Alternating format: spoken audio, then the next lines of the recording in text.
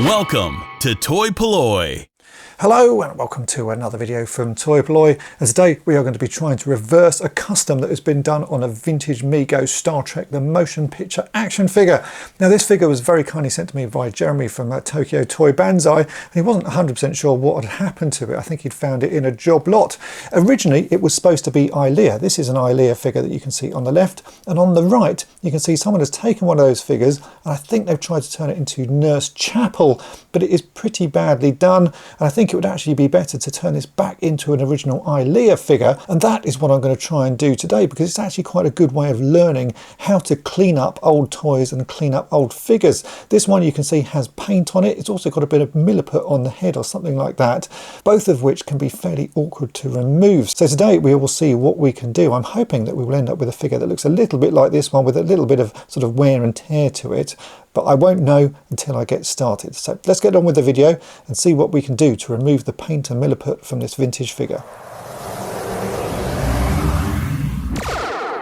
Okay, so this is the figure that I'm going to be working on, and as you can see, someone at some point in the past has painted this with a sort of white paint, or it could be Tipex, to make it look, I'm assuming, like Nurse Chapel from the Star Trek the Motion Picture film. They've also added Milliput or something onto the head to try and sculpt some hair. The original figure is Ilia, and it should look like this. So you can see the areas that they have painted. They painted the sort of sides of the chest, the arms, and then, as I say, Milliput or something on the head. I'm not 100% sure if they've painted the actual sort of white surface there. I think they possibly have. So we've got quite a bit of cleaning up to do, and it's actually quite a useful way of learning how to clean up figures doing something like this. This figure is not massively rare. It's probably one of the harder ones to find of the original sort of wave of figures, but it's still not that hard to find. So the figure isn't worth a huge amount. Really, I'm doing this just as a practice to learn how to remove paint, because sometimes I get figures in that are rare and are covered in paint or have damage to them, or people have done repairs before. And in those instances, you need to remove the paint sort of carefully. So this will be a practice for me. Let's see what we can do. So I can already see that the paint on the arms is starting to come off. In fact, you can actually scratch it off with a nail. The figures are made of two types of plastic. You've got a sort of flexible plastic on the arms and a harder plastic on the chest. And often the paint is easy to remove on the sort of flexible plastic, but harder to remove from the sort of the more solid plastic. And then, of course, we have this Milliput on the head. Let's see if I can actually pick any of that off with my hand. Not really. I can sort of damage the paint a bit. That is going to be the most interesting part, because I'm wondering whether they sort of carved anything into the head before they stuck the Milliput on to make it stick, because it may be that they've tried to sort of damage the head a bit to give it a good sort of fixing. But let's start with the paint. I think the first thing to do is probably try and scratch most of it off just with a nail and a plastic tool, and then maybe get a bit of lighter fluid out and see if the rest comes off. It's certainly working on the arm here, just a gentle scratch with my fingernail, and it is starting to peel away. I don't really want to use anything made of metal, because that might scratch the plastic. So a nail and some plastic tools may be enough to get most of the paint off the arms, and then we'll see about doing the body.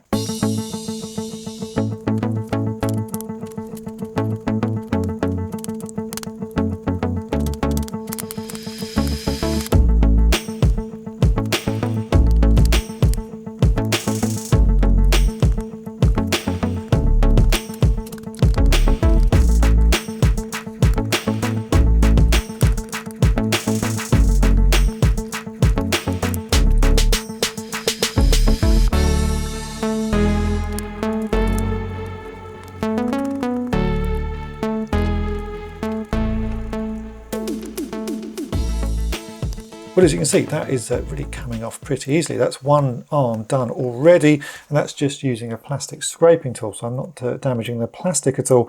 And there's a little bit sort of stuck still in some of the sort of the finer details, but overall that is not looking too bad. I will give this a wash once I've done most of this scraping, just to sort of wash away the flecks of paint. But as you can see, yeah, that is not looking too bad. So let's do the other arm, and then I'll see if it's sort of possible to get some of this stuff off the body. I can see a bit here on the pelvis.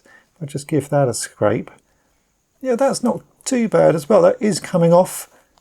Not quite as easily, because it's sticking to the paint underneath. If we look at the original Ilia, we can see where she's painted. So we've got paint down the middle part of her body and on the back, and the sort of new paint has stuck to that quite well.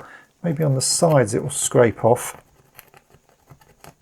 Yeah, not quite as easy as it is on the arms. As I said, the two different types of plastic do tend to get affected by the paint differently.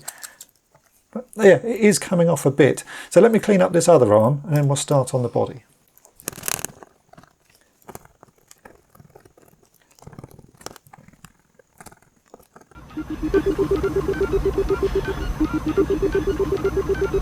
After a quick wash in some hot soapy water and a toothbrush just to brush the flecks away, you can see the arms are actually looking really pretty good. I've got most of the paint off there. There's a few very tiny little pieces that I can just pick off with my nail, and now I think pretty much all of the rest of the paint has gone on those. So now we can start to work on the body a bit more. You can see I've done a little bit of a practice there on the side, just scratching it a bit with my nail, and some of it is coming off, but it's actually a lot more sort of firmly attached than the paint on this sort of more rubberized arms. So what I want to try is some lighter fluid just to see if it will dissolve any of this paint. So I've just got a bit of kitchen towel here.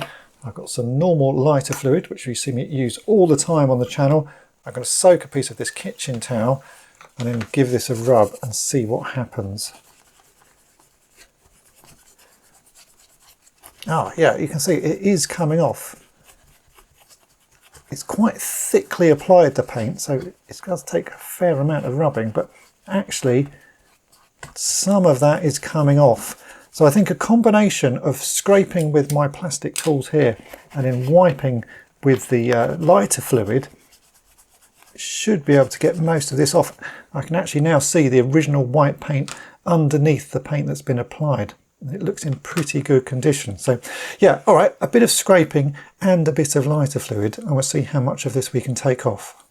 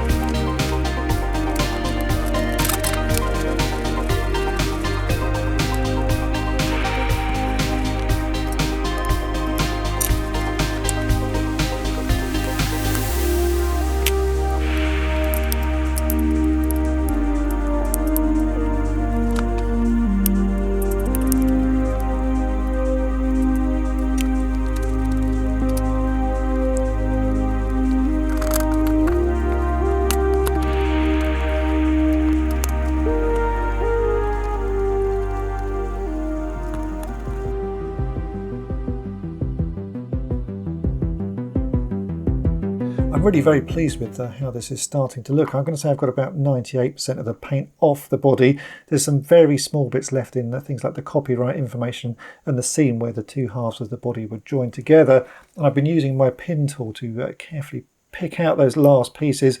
I don't like using the pin tool particularly on plastic because it does tend to scratch, but on some bits of these paint it really is the only thing that you can use and get underneath the paint and sort of be able to pick it off. So certainly in the joins where the paint has really just gone into very small gaps, it works particularly well. But yeah, you have to be very careful with it because you don't want to scratch the plastic. Now we come on to the head, which, as I said, I think is probably Milliput or something like that that's been sculpted onto the original Ilia head. And I've been trying to think of a way to remove that. I can sort of scrape the edge of it, but it's pretty firmly stuck on. What I do know about the plastic used on these toys is that the arms, legs and head, if you heat them up in just boiled water, they get pretty soft and you can sort of bend them and shape them a bit. So my plan is actually to dunk this figure in just boiled water. I'm hoping the Milliput doesn't sort of get flexible in the heat, but the head underneath does. I'm just going to get my pair of pliers and gently squeeze the head and see what happens, and hope that the actual sort of hair that's been sculpted on here starts to crumble away. So let's go and boil the kettle and we'll see if that works. I've got some just boiled water here and I'm warming the head up. Once it's been in for about 30 to 40 seconds, that should be warm enough and the plastic should have got a bit soft. And then we can give it a squeeze with the pliers and see if anything falls off. Okay, that's probably been long enough. Let's give it a go. you know what? I can see it's already loosened on the underside of the head. And there we go. That is fantastic.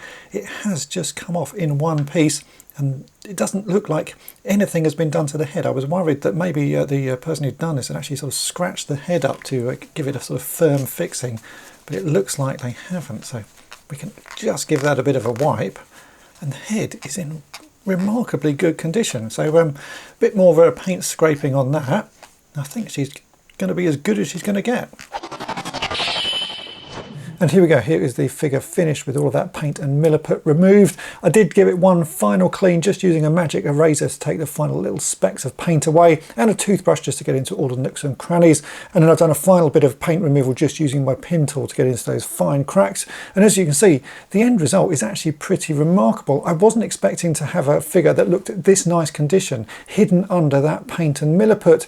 Sometimes when you start a project like this, you don't know what's been done to the figure beforehand. It may have been a very battered and played with figure, and that's why someone has painted it and tried to customize it. In this instance, it's actually a pretty good figure, and I've learned some new techniques along the way. Sometimes with paint you have to remove it with things like brake fluid, other times it will just flake off like this, and the Milliput, I wasn't really sure how that would come off, but it seems that by putting the figure in some just boiled water, that was enough to soften the head, and then I could easily take the Milliput off. So there we go, that is one figure saved and can go back in my collection. I've actually just filmed another video for my On the Cutting Mat series where I took a Star Wars figure that was completely covered in black ink and tried to save that one. So if you want to check that out, do follow the links in the description to head to my Patreon page. I do need to say a big thank you to my good friend Jeremy, better known as Tokyo Toy Banzai, who very kindly sent me this figure. If you've enjoyed this video, then make sure to hit the subscribe button and tap the bell to be notified each time I upload a new video. And if you've really enjoyed it and want to help me out here at toy-polloi, then why not think about becoming a patron of the channel?